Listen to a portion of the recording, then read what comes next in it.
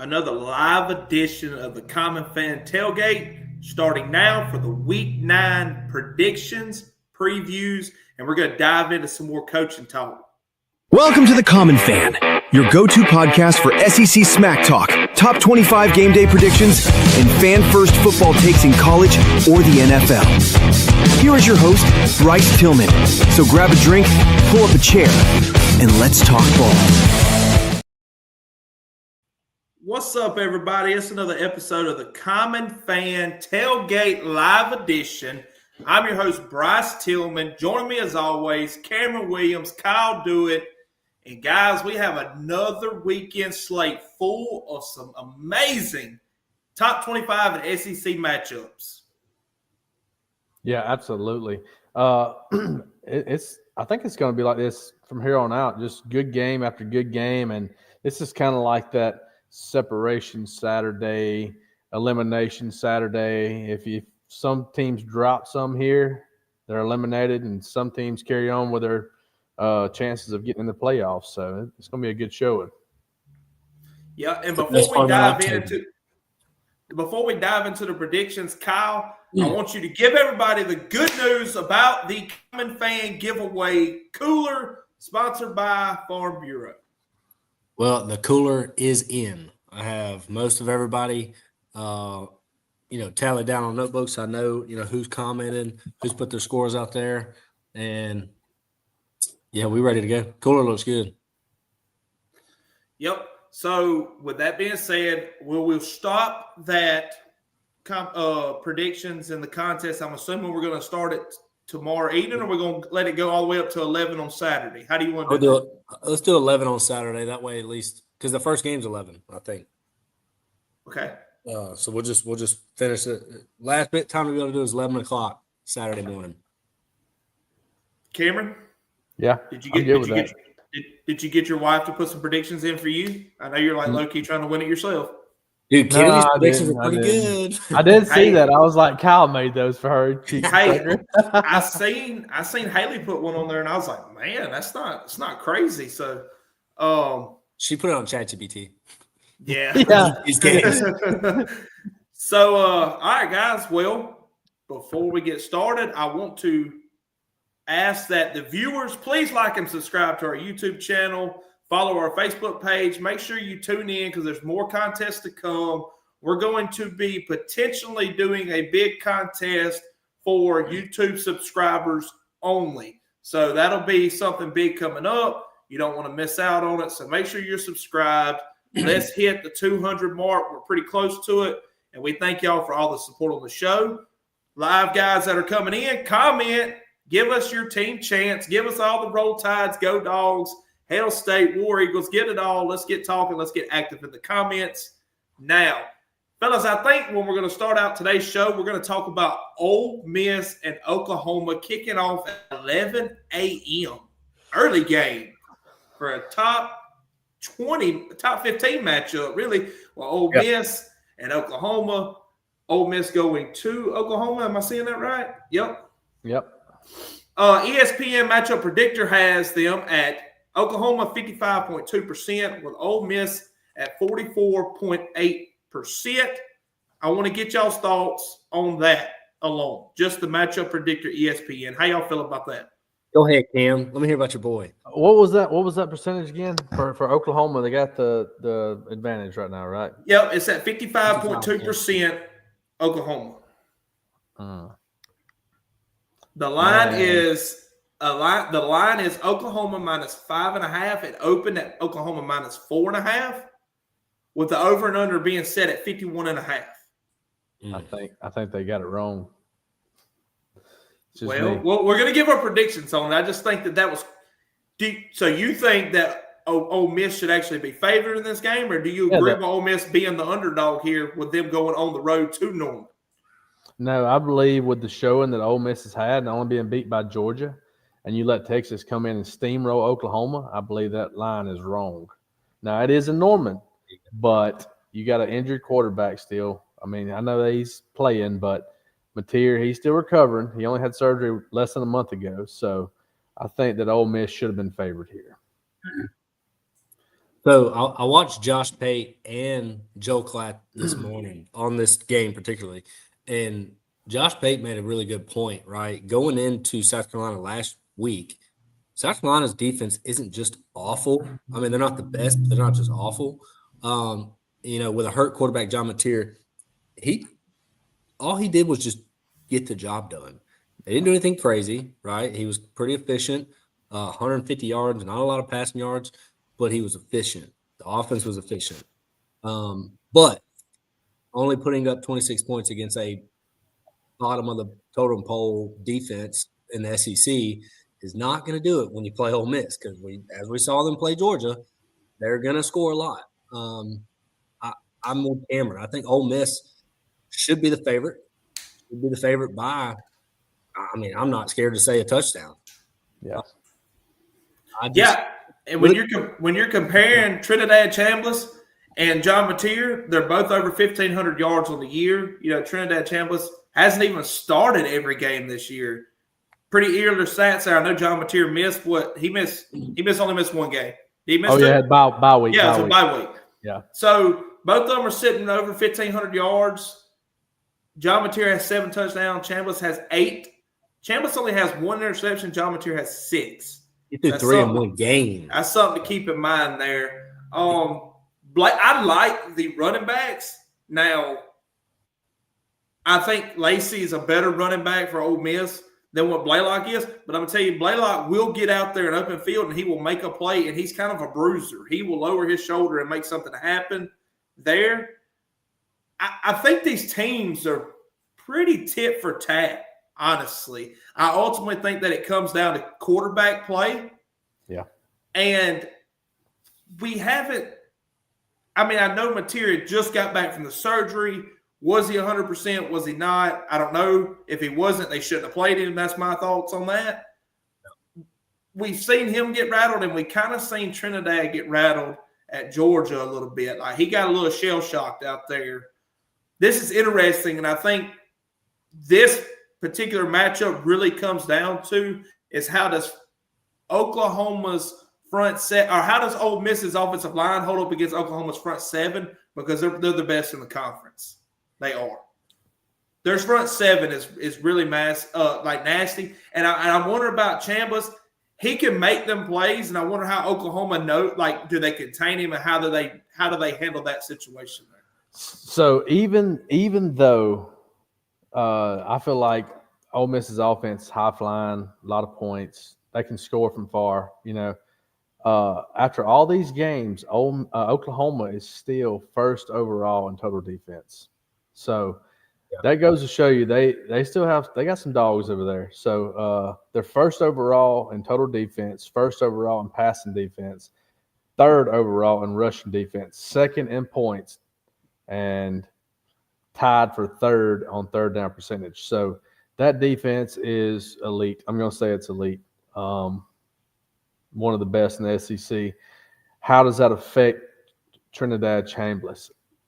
You've seen how he still scored against Georgia, but there is questions with Georgia's defense right now. So I think it's interesting. I think it really matches up well with a high-flying offense with a really good defense and a not-so-good offense with a not-so-good defense. So I think it'll be a good game. I think this is going to be one of those eliminators maybe that kind of puts them in the back fighting for that 12th spot.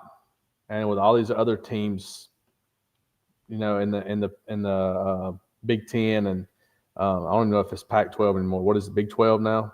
All those guys are kind of shuffling around now, so that kind of hurts the SEC. But I think it's going to be a better game than a lot of people expect it to be.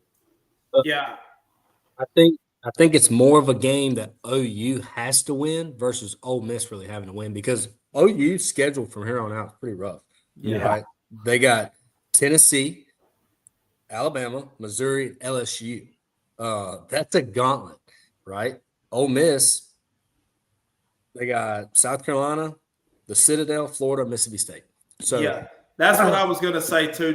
To in agreement with you there, Kyle. Is I feel like that a win or a loss Saturday for Ole Miss I still have a hard time keeping them out of the top 12.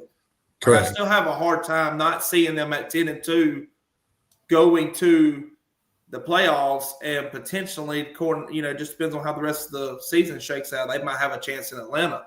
So, Yeah. I think OU has to win.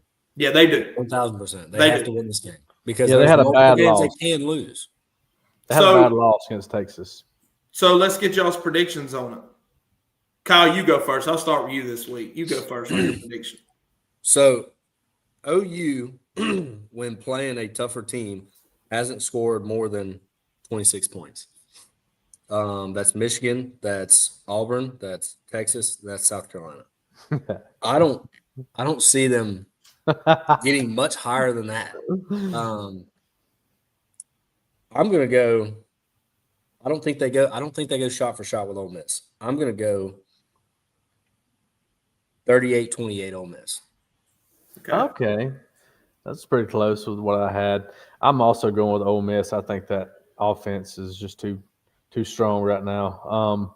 I'm going to say it's 31-27, a little closer game, but y'all know I've been high on Mateer, and I would not be shocked to see him come out and ball out too. So there's always that it factor. Possibility. Yeah. Yeah. So when I look at this Oklahoma defense, and I've seen what they've done, and I know that they can stop people from scoring. They can when they show up to play ball, and the things are just, I think the Texas game was the worst case scenario for Oklahoma. I think that the way they played in that game, the way that the cards fell out, the way that just costly mistakes and stuff. I have a hard time seeing Oklahoma repeating on that. Now Lane Kiffin scores points, but this Oklahoma team stops people from scoring. I'm taking Oklahoma, man. I think Oklahoma wins this game. It's at home. It's in Norman. That crowd is electric there. They're rocking, and they're out to make a statement. Brent Venables needs this game more than Lane Kiffin needs this game. I'm kind of leaning. I like Oklahoma to win this game by a field goal, 27-24. Hey, I'm with you. I struggle with this game. I didn't know who to pick. I just think that, like Kyle did mention, they struggled putting up a lot of points, and you looked at how many points Ole Miss put up against Georgia. So that's what kind of played it for me. But I want to throw something out there on this. I know the coaching carousel talk's been going on. If Ole Miss drops this, and it looks like there's a path to not making the playoffs, which I know there still is a path after this game. Do you think that Florida talk ramps up, or I have a lot of notes here from Pete Nakos getting on the Craney Company show, guys. If y'all don't watch that show, go check it out. It's awesome. But we'll dive into a little bit of that. To answer your question in a short answer, real quick, yes. Yes. Okay. All right. I think it's an excuse at that point. Yeah. Let's look at these other matchups real quick so we can get that coaching carousel. There's a lot of stuff that's going to be talked about here in a few. Make sure y'all stay on. You don't want to miss this. Arkansas playing Auburn, for some odd reason, this game is getting a lot of attention from the national media, from podcasters, from just national analysts, everything. This game ESPN matchup predictor has Arkansas at 50.7 with Auburn 49.3. The line opened up at Arkansas minus 1.5 on ESPN, but FanDuel had Auburn favored by 1.5. It's now swapped to Arkansas minus 3.5. So it means that I'm thinking a lot of people are dumping money on Auburn. It's usually when that line moves like that, right? Ain't that how that works, Cameron? Well, if it swaps to Arkansas, then I feel like so ESPN's always been on Arkansas. FanDuel has since swapped. But regardless, the Razorbacks are minus 3.5 with the over-under being at 55.5. And I'm not touching this game with a stick, fellas. I have no desire to bet on this game, not the over, not the under, not who wins, not who don't win. Because bottom line of this game is Auburn's offense sucks and Arkansas's defense sucks. So, Go ahead. Arkansas's offense is number 1 in the conference. Auburn's is probably one of the top 5. I haven't looked at the updated rankings on their defense in conference. So I think they're like number 3 or 4. It evens out really, really well. Where I think that this game could go in Auburn's favor is with the weather being bad, it's going to be a lot of rain, a lot of running the football. Arkansas cannot stop the ball on the ground. Jeremiah Cobb should have a big game. And Auburn does pretty good on stopping the run. But Taylor Green, he's electric. He's wasted. Man, I hate that he wasted his talent at a school like Arkansas. Yeah. He needs to take his talents to South Beach when Carson Beck leaves. Yeah. So I can't. I'm not picking Auburn until they show me that they can win a game. I'm not going to do it. I think that Arkansas wins this game 28-21. So here's my thing. Arkansas comes out hot. Right, the last 2 games since 3 games since Sam was fired or whatnot, they come out hot. That offense can score. They put up some numbers, and the problem with them having a bad defense and Auburn having a bad offense is, what if Auburn's defense can't stop them? Right, they're not going to be in the game. Right, because if Arkansas can get a stop or 2 and then go down and score, they're just going to get it out of reach. I'm not saying it's going to be a blowout. I don't think it will. I think the bad defense versus the bad offense is, like you said, kind of pretty split. I do think Arkansas wins by at least 2 scores. Wow. That's not 14 points. That's 9 points. That's 10 points. 2 possessions. I'll say it. They'll win by 2 possessions, I think. I think Arkansas gets 2 stops when they need it and go down and score when they're kind of going back and forth with Auburn. That offense is just crazy. He's got 1,910 yards passing. I think the caveat, Cameron, to this is that I don't think that we got to worry about Auburn's offense struggling as much if they're able to do what they like to do and running the football. So I don't think that Jackson Arnold's going to have to rely on his arm with this Arkansas defense, because I think that he's literally going to turn around and hand off Jeremiah Cobb and he's going to eat. So here's another thing to that. What's the backup's name? Jaden Daniels? Ashton Daniels. If Ashton Daniels gets in and lights it up on the pass game, gets Cam Coleman really active, and the run game is rolling, I think it's hard for Arkansas to win. Just because, right? They're expecting Jackson Arnold. They know he doesn't anticipate his throws. He holds the ball too long. He's kind of not confident in himself. So if Ashton Daniels gets in and lights it up, again, it's college football. You never know. That could kill my prediction. Hugh's got to win this game, bro. Yeah, Hugh's got to win. But that right there could kill my prediction. They put a backup quarterback in, and he blows it up. But if they roll with J.A.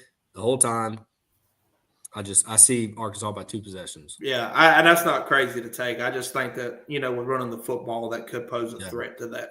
Cameron, what you thinking on it? I got 2 answers. I got 2 scores. The scores are, is J.A. playing the entire game? We'll say hypothetically yes on your first one. Then no, they lose. I'm gonna say I got Arkansas wrote down for 35-24 Arkansas with Taylor Green running the ball, toting that tater all the time for 150 yards. I had Arkansas 31-17. Only because that offense is going to wear the defense down. That's one of the best defenses in the SEC, but we all know you put a good defense out there, play after play, they get wore down, and then it could get ugly quick. Yeah, that's true.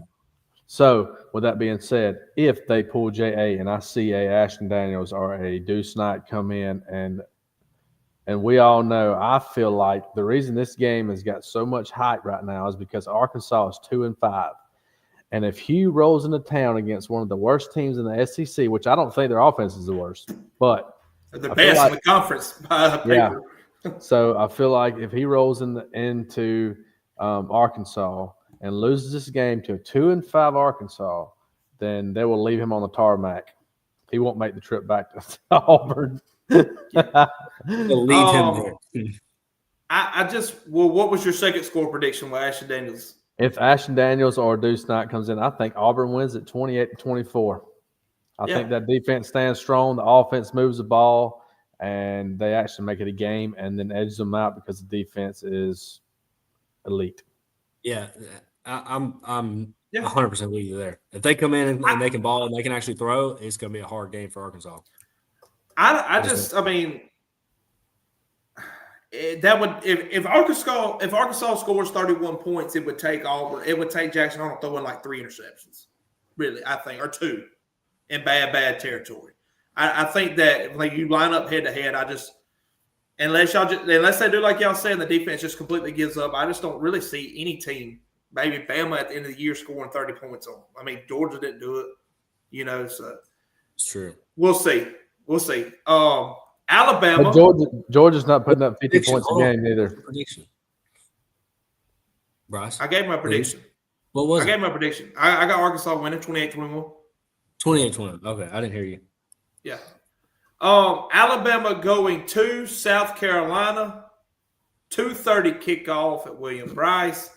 ESPN matchup predictor has Alabama favored at 82.2, with the line being at 11.5 and opened up at 13.5 favored to Bama. Over and under 46.5. Ty Simpson is great, and Lenore Sellers is not this year. His offensive line's terrible. They're both running backs are not very just killing it in stats for Alabama or South Carolina, but I think Alabama rotates a little bit more and running the ball. Jeremy Bernard, Ryan Williams, Isaiah Horton. I mean, you name it, dude. Rico Scott, Lassier Brooks, just name it. It's going to be. I think this is going to. This is not an upset game to me. I will say that. This is a absolute. This is a. Weston McLeod says this could be a trap game. Weston, I'm saying no to that, buddy. Negative. I'm going to give all the rat poison I can on Alabama right now. I'm saying Alabama 31-10 wins this game. So here's my thing, and I know this is a completely different Alabama team right now, but the last 3 games that Bama was ranked or Bama was favored by more than a touchdown, they got beat. Not me. I didn't say that. Look. I didn't say that, Weston. Florida State, Oklahoma, and Vanderbilt. They were favored by almost 2 touchdowns on all 3 of them. They lost all 3 of them. Now, there's a different Bama team, right? We have a different quarterback that has that mindset of, what do you say? You perform like it's your last game. I can't remember what he said. But anyway, they got a great mindset where they're not looking at like, oh, it's an easy game. Let's get through it. Like they did last year, OU and Vandy. 1-0. They call it going 1-0. 1-0. So I don't think it's a trap game, but it's college football. I'm with you, Bryce. I think Bama rolls pretty good. I think they put up a good bit of points. I think Yanze Pierre does what he does against Tennessee, gets him a couple sacks on Lenore Sold. Jeremy Bernard, touchdown or 2, just has a day. Yeah, I'm with you. 100%. What was your score? What was your score, Kyle? I had 31-10. I got 38-10. Okay. 38-10. I'm with Hayden. I think by halftime there's cigar smoke in the rafters, and I think they have replaced Sandstorm with Dixieland Delight. And it is dirty to me. Yeah, 35. And I'm going to be generous and say that South Carolina scores against third string in trash time for 14 points at the end of the game. 35-14? Yep. Okay. I like it. I see Ty Simpson coming out late third quarter. I'll say that. Yeah, I'm wanting to see Keelan Russell play. I'm wanting to see some Keelan Russell. Y'all know I'm not big on Austin Mack, but Keelan Russell, he's a dog. I'm ready to see him. Yeah. Simpson, Tyson, give me 4 passing touchdowns. Get out. This is what I want to – this is the game I want to see because I think that somebody's fixing to get exposed this game. Missouri versus Vanderbilt. Missouri going to Vanderbilt, 2:30 kickoff. The ESPN matchup predictor has Vanderbilt at 55.1%, with Missouri at 44.9%, and I agree with that. I like that. Vanderbilt's favored by 2.5, with the over and under at 53.5. Let's compare quarterbacks real quick. Prebula, you don't have to. You don't have to. 1,617 yards, 7 interceptions. Pavia, 1,500 yards, 1,569 yards, 15 touchdowns, 4 interceptions. He's also the leading rusher. Ahmad Hardy's got 840 yards this year. I mean, he's going to be good. Vanderbilt's defense got to find a way to shut down Hardy, because if you take Ahmad Hardy out of the game, Bo Pabula tends to not play very good football. I think that Vanderbilt will attack that and do that. What do y'all think about this game? I'll be honest with you. I like what I saw against LSU. That defense was getting after Garrett Nussmeier. Dude, he was getting hit every other play. I don't think Bo Pabula can sit in the pocket like Garrett Nussmeier. I don't think he can sit in the pocket and take those shots. We said Ahmad Hardy wouldn't have 2 bad games. I don't think he had just the best game against Auburn. I think he did have a couple of touchdowns, but what do you have, 58 yards? Yeah. Again, Auburn's defense is really solid. I think Vanderbilt's defense is pretty good. Definitely, maybe top 10 in the SEC, I'd say. I just think they put a lot of pressure on Pabula, or however you say his name. Yeah, I'm taking Vandy every day. What's your score? I want to hear you score on that. The score is tough for me. Okay, I'll go ahead while you think on that, because I want to tell you what Eli Drinkwitz, what his record is over the past couple of seasons. 2023, 11-2, with a win at the Cotton Bowl. 2024, 6-1 as of mid-October. Okay, anyways, it didn't tell you the whole story there. 21-5 over 2 seasons. Yep, he's been 21-5. He's been good, and that offense was not. They were not happy over their loss last week. But saying that, Diego Pavia's a dog. Oh, son. He got it right here. Hey, he's the truth. He's got it deep down. He's only had like 8 years of football to get that. But isn't he like 35? Yeah, I don't know. I think he's signing up for Social Security next week. But with that being said, I think that Vanderbilt just has the offense to keep them kind of at bay. And Diego Pavia can score. And Bryce, I want to hear you right now. Are you still out on Diego Pavia? No. I don't think that Diego Pavia is going to be a great quarterback at the next level, but I think in this system, he does what he's supposed to do to win a football game. I think Vanderbilt is the truth. My prediction is Vanderbilt 31, Missouri 24. Mine is Vanderbilt 31, Missouri 28, and Ahmad Hardy goes off, but he doesn't get it done. Okay. What was yours, Kyle? I was going to say 28-24 Vandy, because Vandy doesn't score a lot of points against SEC opponents. But I think they put enough pressure on old Bobo that he just doesn't have the day. They can't put it all on Ahmad Hardy's back. I'm like Bryce. I think 28-24. I'm like Bryce on Bo. I think he got exposed once they got some caliber defense against him, because he did not have a day last week at all. No. His arm slot pisses me off. Let's talk about a little bit of exposure here. We're going to see the number 22 ranked Texas going to Mississippi State to play in Starkville at 3:15 kickoff. The line is Texas -6.5. Over and under at 45.5. The Cowbells are going to be loud. They got to get an SEC. They got to get an SEC win, man. Levy's got to win one SEC game. What better way to do it than against Texas and Arch Manning, Cameron? What better way to do it, son? What better way? Break this game down for us. Talk to us about it, Cameron. Tell us what we need to know. Right now, what I do know is Devon Booth is a dog. He is a dog. He's a good running back. He's not fluff, but he can get it done. I think that they will depend on the run game here. Fluff Bothwell is listed as questionable right now. I don't know if he'll play. But with that being said, hey, I like that. Texas offensive line struggling. They lost their whole offensive line last year. I think our defense has come far enough that we're able to put pressure on Arch, mess him up. And right now, State secondary is number 1 in the SEC. I think that they lock down Arch Manning, keep it down to a run game. Trey Wisner, he's been injured this week. He's not an elite back, I don't think. I think they shut Texas offense down.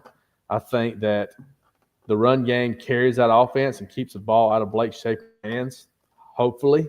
And they come out of there with a win, with a 24-17 win, and I will be running across the field with my shirt off, ringing my cowbell at 6 o'clock in the evening. I will pay you $500 if you do that. So I thought about this game a lot. Like, I really dove into this when I was trying to find out the best scenario for Mississippi State to make the upset, man, because I wanted to get on here and I wanted to be able to pick State for a big upset. I have zero faith in Blake Shapen, brother. No, I don't either. That's why I said keep it out of his hands. Zero faith. And when I look back on this Texas defense, their front seven's not the issue. It's their secondary is not very good. So could Shapen find some success in the air? I don't trust Blake Shapen throwing a ball. I think I trust him slightly better than Jackson Arnold, which is not saying anything. But I don't think that he has what it takes to beat Texas through the air, and I don't think that Texas's front seven is bad enough to let Mississippi State just sit there and pound it down the throat without Fluff Bothwell being back there to help them.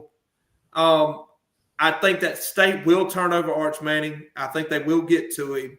I think this game's going to be really, really close until it isn't. I think it pulls away I think it pulls away by a touchdown or more in the fourth quarter. I got Texas by 10. I got them winning 24-14. After Texas goes to Kentucky and goes into overtime, you think State's not going to be able to shut them down like that? Yeah, I just don't think that Texas is I think Sarkisian's a better coach, that he's not going to just keep doing that weekend after week. Like, I just don't think he's going to do that. I would love to see Mississippi State win this game. I will come on here and eat a plate full of crow. I hope I do. I want Jeff Levy. I want Jeff Levy to win, man. That's where I'm at with this. They're eliminated from the playoffs. They started out 4-0. They lose 3 SEC games back to back, where they should be 6-1 right now, and they are mad because Jeff Levy is 2 seasons in without an SEC win right now, and he is hungry. And the talk is starting to talk like, is he the guy? Everybody knows he's a good coach, but if you can't win an SEC game, then you're not anything. Yeah. And it comes down to is they're tired. They're tired of being close and losing it, and they come out this week and said, "That's it. Like, we don't have nothing to lose. We're just going to throw all the chips on the table and go attack it." And that's what I like to hear. I really do hope. What did you say your score prediction was, Cameron? I forgot. Mine was 24-17. 24-17 State wins, and Kamario Taylor scores twice. What was yours, son? 24-14 Texas. So y'all pretty close. So you only got State scored 2 times? Yeah. Man, they I do. Just because of Shapen, man. If they get it, it'll be from the ground. They're averaging 31 points a game, just so you know. What they score? What was the score to State last week when they should have won it? 23-21. Yeah, 23. Should have been 24-23. Should have been. No. Back up. Blake Shapen missed Brennan Thompson twice for 2 deep balls. It should have been like 45-20. But so are you thinking that? Yeah, I mean, I guess Florida's defense is probably right there neck and neck with Texas. They're probably a little bit better. I mean, they scored 21 on Florida. Do you think Texas's defense is 12th overall right now? It's pretty good, but their pass game is 40th. Their run game is what's good, but that's some dogs down there at State right now. Hey, Bothwell and Devon Booth. We'll see, man. What do you got, Kyle? Give us your prediction on it. Well, I'm not big on Arch Manning, just like I'm not big on Blake Shapen. They're very similar in stats. Arch Manning, of course, has 3 more touchdowns. I think State's run game is a little better.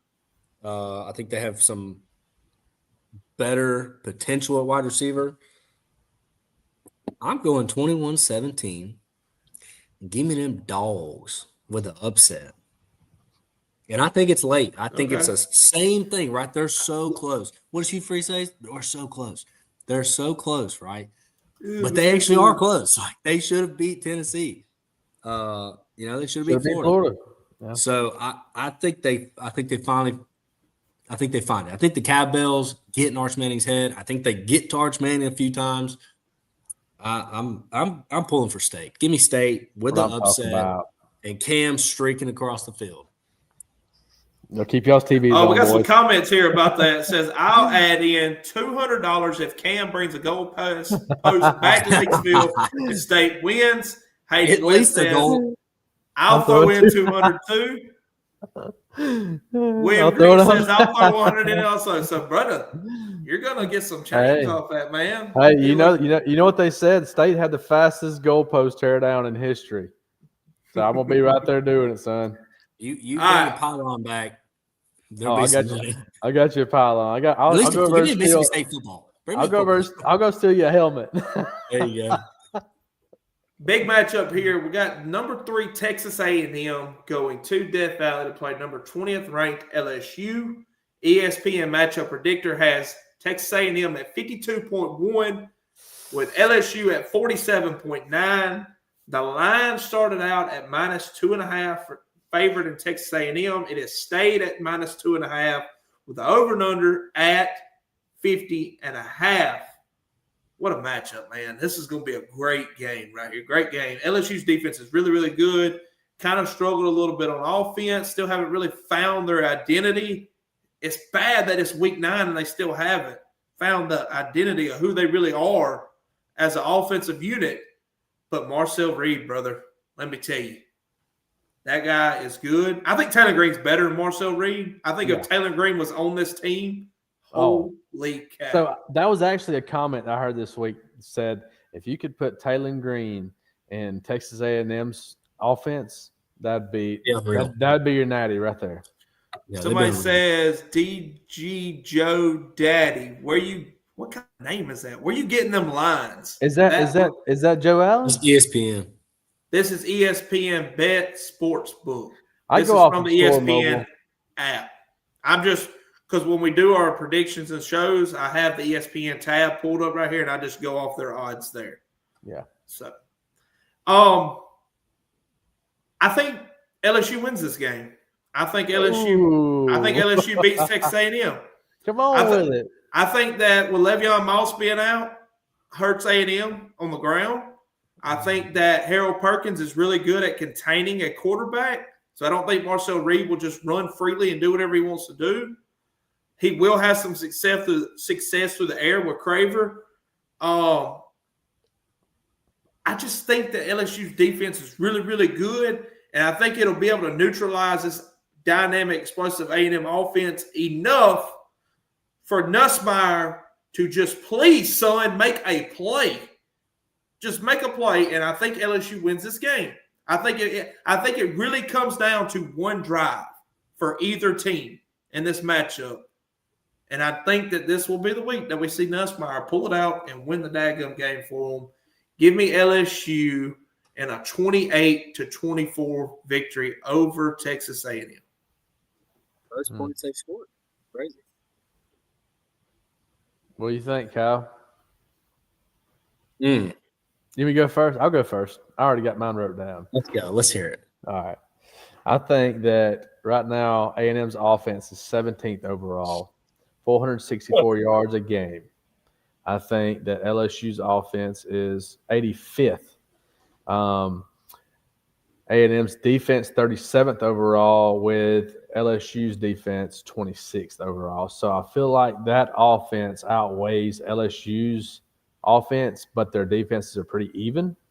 And A&M scoring 36 points a game on average. And but real quick. Who's the best defense that A&M's played this year? Would it be Auburn's? Auburn's. They scored 16 points that game. I agree. You know what I'm saying? I agree. But if it goes south like it did at State went out there and couldn't move the ball. Their defense just started pouring it on them. I mean, it got nasty quick, and I feel like that's how it could spiral out of control if Nussmeier continues having the games he's been having. So with that being said, I feel like you said Le'Veon Moss is out, so Reuben Owens is still a dog. He can move that ball too. I mean, he's like a 6'4" running back. It's huge. That Concepcion and Mario Craver, they are dogs. They make Marcel Reed. So I think the offense is just good. I don't think LSU's offense is good. And in this business, you got to score points, and A&M can do it. I'm rolling with A&M 28-20. Night game in Death Valley, man. It's going to be electric there. That is the toughest stadium to play in the country, too. It is. But guess who's right behind it? That 12th man with over 100,000 people. You think so? You think that's the second best in the country? Probably not the second best in the country. I'm just saying right behind it. I mean, they're used to it being loud, man, bro. Every SEC stadium's loud. Every SEC stadium's loud. So Kentucky, I don't know if it gets really that loud. No, Kroger Field. You probably could hear the horses running outside. I feel like Arkansas and Kentucky is probably down there, but everybody else is rocking. Okay, what you got, Kyle? Dude, I want to go LSU. I want to. Just because like that. Is it Nussmeier? Is it Nussmeier the only thing holding y'all back in this game? Yeah, or is it just A&M's that good? I think no. It's Brian Kelly, it's the offense, it's Garrett Nussmeier. It's everything about LSU right now except their defense. It's the same scenarios, Auburn, Arkansas. The only caveat to it is A&M's defense is actually good. So you got A&M offense and defense that's solid. You got a solid LSU defense versus a sorry LSU offense. Yeah. They don't score a lot of points. Garrett Nussmeier, I don't know if he's scared. He don't want to get hurt, so his draft's not going to go down. I don't know what it is. I know he's hurt. It's already down. Whatever. I just don't think LSU can get it done. And I may be wrong, right? LSU, Death Valley, night game, supposed to be a big thing. Y'all remember when that game went overtime, didn't finish?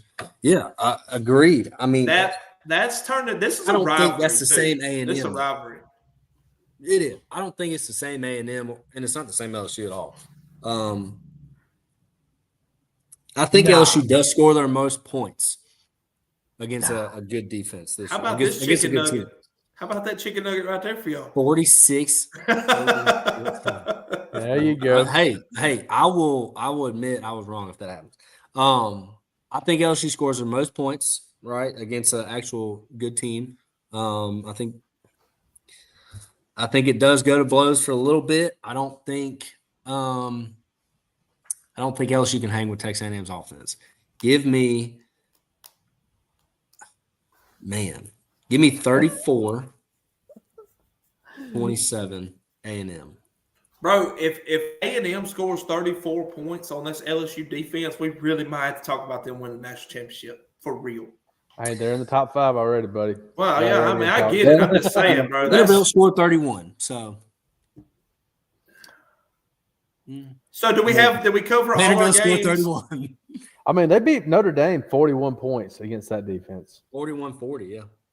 Did we cover every game in our competition, Kyle? I got Ole Miss, yes. Vandy, A&M, Tennessee. Oh, Tennessee game. Do we need to cover this? That's not the competition, but Tennessee at Kentucky, 6:45 kickoff. Tennessee minus 8.5. Pound that line, please. Yeah, they're going to destroy them. Yeah, I took it at 9, so go ahead. Yeah, I don't really want to dig into that game. Joey Aguilar is going to bounce back, have a freak 1,000 game. yards, He's going to put up a lot of yards, and they're going to slaughter.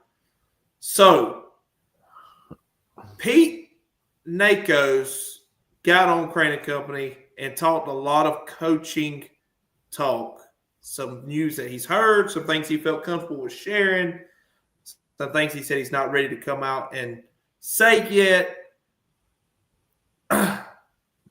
And we are going to talk about that right after this quick ad reading. The episode of the Common Fan podcast is brought to you by Sharp42.ag with my boy Joe Allen. If you're ready to take your college football Saturdays, NFL Sundays to the next level, Sharp42.ag has you covered with sharp betting lines, expert analysis, and the fastest payouts in the game. Sharp42.ag makes sure you never miss your chance to win big. Thank you, Joe Allen, for making this possible and for supporting fans like us who live and breathe football. Don't just watch the games. Get in on the action. Visit Sharp42.ag today. Bet smarter with the best. If you're interested in joining Sharp42.ag, comment below. We will get you started. This episode of The Common Fan is also sponsored by Miller Insurance Group of Mississippi, locally owned by Trey Miller. Whether you need life insurance to protect your family or auto home coverage to better fit your budget, Miller Insurance makes it easy and stress-free. Get a quote, real guidance from people who live where you live. Call 601-394-3795 or email Trey@millerinsure.com, TRAE@millerinsure.com. Miller Insurance Group, independent to better serve you. So, we're talking about coaching hot seats, coaching carousels, coaching searches.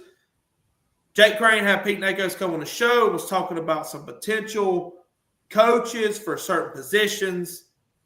Then the first topic come up was the Florida Gators, and asked Pete Nakos directly, is Lane Kiffin going to be Florida's next head coach? Pete Nakos' response was, as it sits right now on October 23rd, it's truly 50-50. Is what Pete Nakos said. He said, and here's why. He said there's a big game against Oklahoma. There's still playoff implications for Ole Miss. And, there's a potential chance to win a national championship there. He said if Oklahoma beats Ole Miss, and if Ole Miss drops another game, putting them out of the playoffs, there's a very good possibility that Lane Kiffin could be the next head coach at Florida. But we've kind of all been hearing that all week. There's another name that come up that we talked about the other night in that Louisville-Miami game. Coach Braun. Yeah. Big name in the Florida toss-up right now. Big name in the Florida toss-up. Some interest there. And then the third big name of the Florida job was Eli Drinkwitz. And I think that he would be really, really good at Florida. And this isn't me. This is not my opinion. This is coming from Pete Nakos, a big On3, sports host. So. Yeah. Well, this is what I think with Eli Drinkwitz. I think that, yes, his name will be tossed around a lot just because I told y'all his record. But I didn't know this today. I found this out. He is from Arkansas. Arkansas is looking for a head coach. He has all of his family ties there. And do I think he leaves Missouri for Arkansas? No. Do I think if something happens with Missouri, he would want to go somewhere else? Sure. That would probably be Arkansas. So I don't think he goes anywhere. Arkansas's name come up next, and Pete Nakos says that if Arkansas can win 2 games this year, Bobby Petrino will be named the head coach there. They want him to coach there. They've liked what they've seen the past 2 weeks. They've liked what they've seen. They just haven't won. They want Bobby Petrino there. But if Bobby Petrino is not there, they are going to shoot a lot of money to Rhett Lashley at SMU, who's also an Arkansas native. And it doesn't make a lot of sense for Rhett Lashley to leave SMU for Arkansas. But if he wants to go back to his home state to where he's got ties to Arkansas, that would be a great hire for Arkansas. But as it sits right now, Bobby Petrino is who they want. Yeah, I actually thought about that. He is a snake too, by the way. Which one? Bobby Petrino. Yeah, so that was a coup, right? The whole reason he went into Arkansas because they knew this was going to happen. And they wanted Bobby P to finish them out just like back in the day because he took them to multiple bowl games back in the day. But here's the thing with that. I felt like that was going to happen, but with 12 teams out there, and I'm gonna say this, there's probably going to be at least 1 or 2 more openings happening too. So you do not You do not want to be in this coaching carousel looking for a big name coach ready to spend a lot of money right now. So if they're riding it out with Bobby P and they win a couple games, then I think they give him another shot for a year or two. Pete Nakos also added in that the leading candidate for the Virginia Tech job right now is James Franklin. Ooh. They said that they want to get him in, and get him a good, he's going to be compensated well. At Virginia Tech needs a good cleansing, and they need their program turned around, and James Franklin's been known to do that. Look for James Franklin to be offered a heavy dosage from Virginia Tech. And speaking of, I'm trying to make sure I don't lose myself in my notes. If he goes into Virginia Tech in the ACC, he will dominate. Yeah. And James Franklin's name also come up in the Florida State. That's what I was trying to tie in. If Florida State decides to part ways with Norfolk at the end of the year, James Franklin will be there. I think that's definitely coming.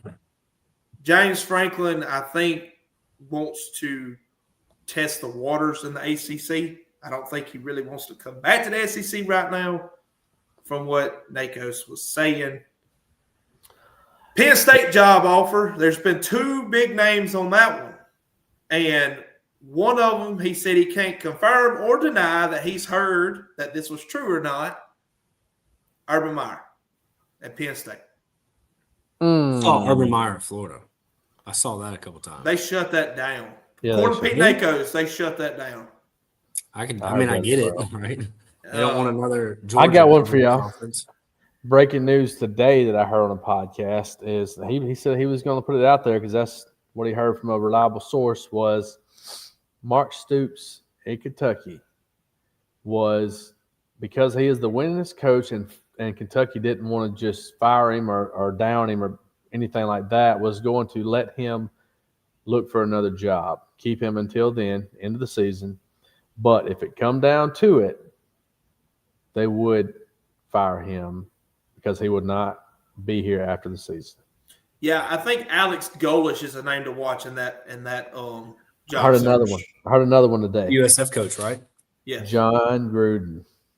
Yeah. So they actually talk about that on that shows too. Nakos says that he thinks that they don't know besides Kentucky, if there would be an SEC coach willing to take that chance with Gruden right now. He said Kentucky probably would just because the brand and the name would be great. Well, he could bring in some really high recruits, what they haven't been able to do for a long time, just because of his name. Oh, my battery's going down. Hang on, let me grab my charger. Oh, Silverfield, the coach from Memphis, was another name to watch out for at Arkansas. He did beat Arkansas this year. Yeah, he did beat Arkansas. And they have potential to beat USF this week. They're playing the University of Southern Florida.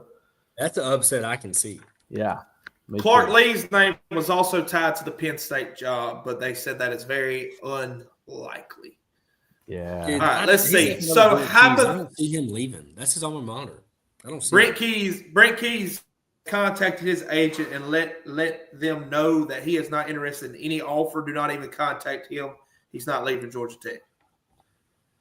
He's not headed to any school right now. He wants to stay at Georgia Tech. Georgia Tech makes the playoffs. They are from Atlanta. They have money. They will compensate him very well. This one was interesting. This one was interesting to me. I'm fixing to go to the Auburn one just a second.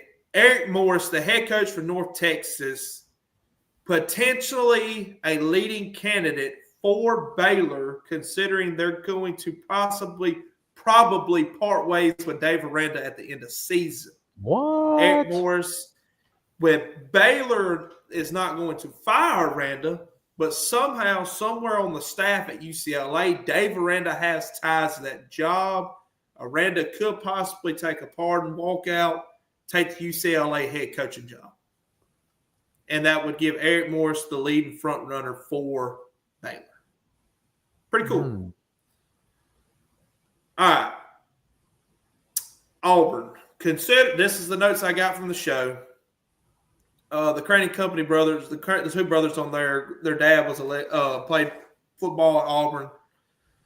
So they're big Auburn fans, and they bring up the talk about Hugh Freeze. And Neko states out that there is a possibility, while it's a small percentage, that Auburn could turn things around and win 7 8 ball games this year. If that's the case, they will force Freeze to step down from play caller and hire a big-name offensive coordinator. If that is the case, Eric Morris, who I just stated for being the head coach at North Texas, would be compensated probably $3 to $4 million deal to be offensive coordinator at Auburn.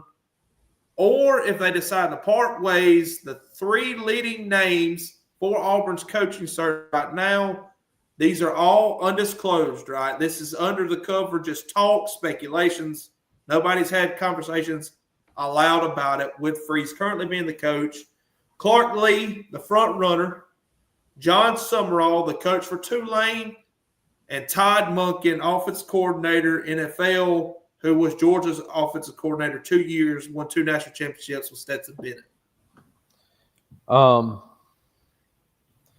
I heard a name come up today. I seen it on X, so there's not a lot of, like you said, weight behind it. But nobody's talking about if Lane Kiffin leaves Florida or leaves for Florida. If he does, who would Ole Miss reach out to? And one of the names that come up was the Oregon offensive coordinator. I cannot remember his name. I'm looking it up right now. His name is Will Steen. Yeah, Will Steen is good, man. I think that he would do well. Is he ready for a head coach job in the SEC? Well. Here's the thing about Ole Miss. They're not here to take that chance, because whenever Lane Kiffin was approached about the Auburn job, whenever they were in talks, Ole Miss had made preparations to call out another coach to come in, and do you know who that was? Who? Jeff Levy. Yeah. I don't think Levy's leaving state to go to Ole turntables Miss. I hope not. No. 2 names that pop up to me for Ole Miss, if that were to happen, you could possibly see Pete Golden being promoted from defense coordinator there to head coach. If they want to reach out and make a statement hire, not really a statement hire, but a well-known name that could potentially be a good head coach, reach out to Ohio State for their offense coordinator, Brian Hartline. I think that he's going to be a head coach very soon. I heard on that SEC podcast today, I'm sure they won't mind me saying this, but they said the most Auburn thing you can do right now is to go down to Alabama and pick up the offensive coordinator. What's his name? Ryan Grubb. Ryan Grubb, and bring him to Auburn, and said that they would destroy Alabama next year. Dude, what? I saw a stat. I think Ryan Grubb and Kevin DeBoer are 95 and 5 or 95 and 11 against ranked teams. No, 95 and 11 just overall. I'm sorry. That's wild. That's impressive. That's very impressive. Yeah, if that happens, oh my gosh, I will jaw check Bryce so hard. I did hear Alex Golesh come up a bunch though too. I heard Alex Golesh come up for the Florida State job. He's taking a job next year. I think that they also would consider him at Auburn as well, but I think that he kind of fits that lifestyle for Auburn to me.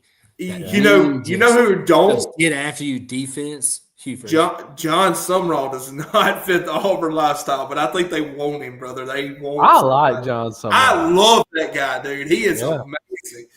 So he don't care what he says. So he's just like, whatever, I don't think we have to worry about John Summerall going to the golf course so much either. Just no, he loves football. Yeah, dude. When I first heard that, I was like, this ain't gonna be good. They're already complaining about Hugh Freeze and he's golfing a lot. Like, I was like, this ain't gonna be good. Well, whenever he came out this past week and said he needed a nod of approval from Cohen, I was like, that's not a good look. Yeah, what kind of weak sauce was that, dude? That's kind of like a call for desperation right there. Hey, if South Carolina was to part ways with Shane Beamer at the end of the season, do you think that they would call John Gruden? Oh, dude, don't think they wouldn't. Dude, that would be a really cool place for him, I think. Well, I was gonna say I did hear that too on that SEC podcast, was that could Beamer end up at Virginia Tech because he doesn't feel like he is wanted anymore at South Carolina? I don't know. There's a lot that's going to come up in these next couple of weeks, man. Maybe everything we just said might completely just 180 and be something totally different. So Watch everybody else go the opposite way. Is it crazy to think and just draw this comparison that now we have the transfer portal? As much as players transfer, I feel like teams are getting rid of coaches. Like we're talking, 12 coaches right now have lost their starting job. Somebody made a great crazy. point. Somebody made a great point today that coaching itself is a sport now, and it is. It 1,000% is. Yeah, and the standards that these teams have held for all these years is hard to accomplish now because look at Brian Kelly. I think Brian Kelly's going to end up taking another job back in the Big Ten or something like that. I have seen Charles Huff's name come up a lot too. Yeah, Coach Huff's name actually come up with the Florida job too, but I don't think Florida's going to go that route. I hope that Charles Huff stays right there at Southern Miss. I hope they get their NIL collectors back, bring the football program back. We was talking to a big Southern Miss fan today, and I told him, I said, these bowl games bring a lot of revenue to these smaller schools. Playing these bigger teams bring a lot of revenue to these smaller schools. You know, if Southern Miss makes it to a decent bowl game this year, which they're on track to do that, I wholeheartedly believe. They make it to a good bowl game this year, come out with that dub, get a lot of money off of that to dump back into your program. They also start the season next year, first or second week of season, playing Auburn. Auburn paid them I think close to $3.5 million. I think is what I read to play. That's big for Southern Miss. If they continue doing that, they can allocate some funds back in the program, get the recruiting back where it needs to be. He'll get paid. But I think that we'll see Charles Huff at Southern Miss for probably about 2 more years. Then he's going to take him a bigger job somewhere else. I like Charles Huff. That dude, he brings some good talent with him. Last comment before we get off here. Am I the only one that does not understand Lane Kiffin leaving Ole Miss for Florida talk? I can't see it. Well, I don't see it either. Right now, the current state of these two programs, I get why people are saying this. The Florida Gators head football coach job is still a top 5 job in the country. The Florida Gators, the state of Florida recruits itself. You don't even have to recruit outside of that state and have a roster full of talent. I think the caveat to this is that if Lane Kiffin's only going to leave and go to Florida if he loses out this year with Ole Miss and is not able to make the playoffs or not make it to, a national championship or something, he could probably do that at Florida, man. That'd be 2, maybe even 3 years that he's had a elite roster and did not make it to the playoffs. Yeah. Here's the reason why. To me, he's not getting it done, right? That's a reason to move on, in my opinion. But I just don't see it. I texted y'all this week, and I told y'all the same thing. I said, I don't see him leaving. There's no way. But then after reading into it, looking into it, so Landry Kiffin, his daughter, that was one of the reasons why he stayed at Ole Miss. Well, she's getting up where she's getting later on in school. She's even dating Whit Weeks now, so she's spending a lot of her time in LSU. And now they're saying that Lane's wife, and I know it's kind of personal, him and his wife had problems. Well, now they're back together. Well, she's from Gainesville. Like you said, his son, Knox, is able to go play football now. If he gets into a good high school in Florida, can be better recruited, have a better following behind him. I think there's potential for that. But I'm like you as well. I think that if he can't go and win a national championship with Ole Miss, that he's going to reach out for something bigger, like a Florida job. Imagine what Kiffin could do with Lagway. No, bro. Look, I'm going to be honest with you. I don't think DJ Lagway's good. I overhyped him in my prediction. Chambers way better. Yeah, I don't think DJ Lagway's that dude. I don't think he's got it like everybody says he does. I oversold DJ Lagway at the beginning of the season. Really, really hard. Imagine what Kiffin could do, though, with 5-star talent like that. I mean, I know he's got a few at Ole Miss, but not like Florida. No, that's what I'm saying. Its own brand, dude. That's what I'm saying. I think that if Kiffin is not able to make something shake with Ole Miss this year, it's not out of the realm of possibilities for him to end up. At least it actually makes sense to me. Yeah, at least making the playoff. If they make a playoff, it's out. Don't even think it's going to happen. Yeah, If they don't make a playoff, dude, I think it's more likely than we can imagine. I think they're going to make the playoff. I mean, I give them like a 65% chance of making playoffs right now. I think they were at like 41. If Ole Miss makes the playoffs, man, I'm telling you, watch out. Lane Kiffin is going to get hot. It's going to be fun, man. So, all right, guys, I think that'll wrap it up. That was a good show. Hey, 11 o'clock Saturday. 11 o'clock Saturday, the contest ends.